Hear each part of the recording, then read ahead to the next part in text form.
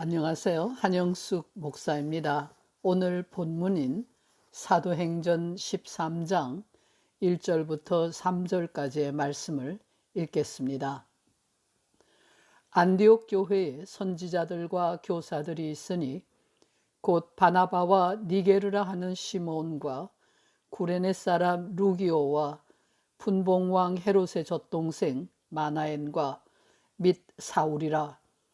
주를 섬겨 금식할 때에 성령이 가라사대 내가 불러 시키는 일을 위하여 바나바와 사울을 따로 세우라 하시니, 이에 금식하며 기도하고 두 사람에게 안수하여 보내니라. 성경에서 찾을 수 있는 모범적인 교회가 오늘 본문에 등장하는 안디옥 교회입니다.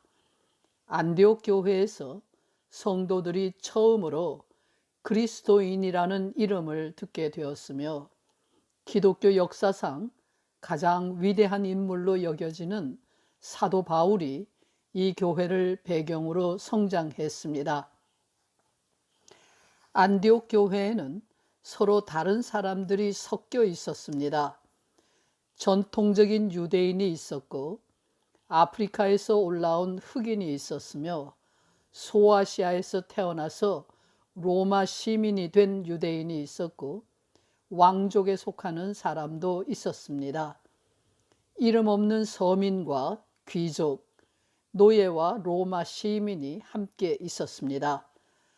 도저히 하나가 될 수 없는 여건을 가진 사람들이 함께 모여 한 마음으로 주를 섬겼던 교회가 안디옥 교회입니다.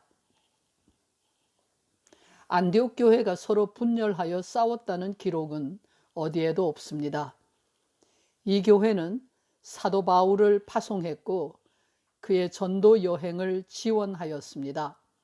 안디옥 교회는 세계에 복음을 전하기 시작한 전초 기지가 되었습니다. 당시에 안디옥 교회와 비교할 수 없을 만큼 탁월한 인력과 재력을 가지고 있었던 고린도 교회는 이러한 일을 감당하지 못했습니다. 고린도 교회는 분열과 분쟁으로 시끄러웠기 때문입니다. 이에서 볼 수 있는 바와 같이 교회가 가장 먼저 추구해야 할 일은 복음으로 하나가 되는 것입니다. 제가 몸담고 있는 미국 연합감리교회는 현재 분열의 위기에 처해 있습니다. 동성애와 관계된 문제 때문입니다. 이 문제는 제가 1982년에 맨하탄에서 교회를 시작할 당시에 이미 문제가 되어 있었습니다. 40년이 넘는 세월 동안 이 문제를 극복하기 위해서 부단히 노력해 왔지만 끝내 성공하지 못하는 것 같습니다. 미국의 건국과 함께 시작된 감리교회는 많은 문제들과 씨름해 왔습니다. 흑백 갈등이나 여성 차별의 문제를 비롯하여 온갖 종류의 윤리적인 문제와 사회적인 문제에 대한 견해 차이를 극복하려 노력해 왔습니다. 그 와중에 분열도 겪었고 많은 형제를 떠나보내기도 했습니다. 분열의 아픔을 알고 있는 교회의 지도자들은 또다시 겪게 될지 모를 감리교회의 분열을 막기 위하여 혼신의 힘을 기울이고 있습니다. 예수 그리스도의 복음을 전하는 교회가 하나 되지 못한다는 것은 가슴 아픈 일입니다. 교단이 일치되는 것이나 개체교회 안에서 서로 다른 사람들이 하나가 되는 것은 모두 쉬운 일이 아닙니다. 각자가 가진 욕심이 있고 상대방을 무시하려는 교만함이 있기 때문입니다. 부자는 부자대로, 가난한 사람은 가난한 대로, 배운 사람은 배운 대로, 못 배운 사람은 못 배운 대로, 젊은이는 젊은이대로, 나이든 이는 나이든 이대로, 백인은 백인대로, 흑인은 흑인대로 제각기 욕심과 교만이 있습니다. 모두 다 제 잘난 맛에 살고 팔이 안으로 굽고 내 앞부터 챙기려 합니다. 이것이 인간의 본능입니다. 이러한 인간의 본능을 제어하지 않고는 결코 하나가 될 수 없습니다. 더구나 물질 만능의 풍조에 익숙해 있는 이 시대 사람들에게는 더욱 힘든 일입니다. 각자 능력껏 성공만 하면 된다고 생각합니다.